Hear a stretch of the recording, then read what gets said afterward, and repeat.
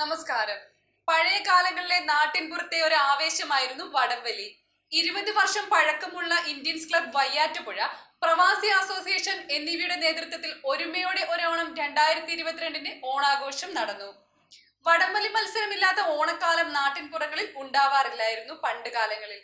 കാലത്തിന്റെ മാറ്റങ്ങൾ അനുസരിച്ച് ഇപ്പോൾ വടംവലി മത്സരവും അന്യം നിന്നു പോകുന്ന സാഹചര്യത്തിലാണ് ഇന്നലെ വയ്യാറ്റുപുഴയിൽ വാശിയേറിയ വടംവലി മത്സരം നടന്നത്.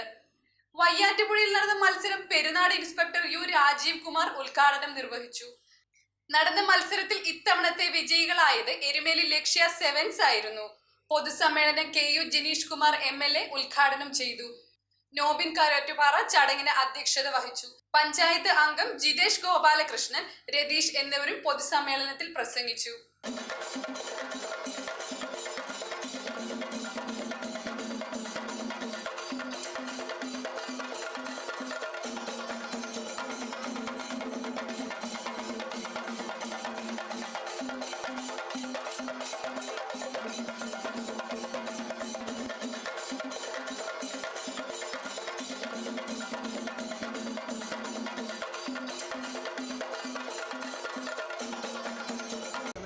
വയ്യാറ്റുപുഴ ഇന്ത്യൻസ് ക്ലബിൻ്റെയും പ്രവാസി അസോസിയേഷൻ്റെയും സംയുക്ത ആഭിമുഖ്യത്തിൽ ഒരുമയോടെ ഒരോണം 2022 എന്ന പേരിൽ രണ്ടാമത് അഖില കേരള വടംവലി മത്സരം വയ്യാറ്റുപുഴ ജനങ്ങൾ ഏറ്റെടുത്തിരിക്കുകയാണ്. ഈ പരിപാടി ഒരു നാടിൻ്റെ ഉത്സവമായി ഏറ്റെടുത്ത വയ്യാറ്റുപുഴ നിവാസികൾക്കുള്ള എല്ലാ നന്ദിയും ഇന്ത്യൻസ് ക്ലബിൻ്റെ പേരിലും പ്രവാസി അസോസിയേഷൻ്റെ പേരിലും ഞങ്ങൾ അർപ്പിക്കുന്നു. ആദർശ് ചിറ്റാറിന്റെ നേതൃത്വത്തിൽ നാടൻപാട്ടും ചടങ്ങിൽ നടന്നു.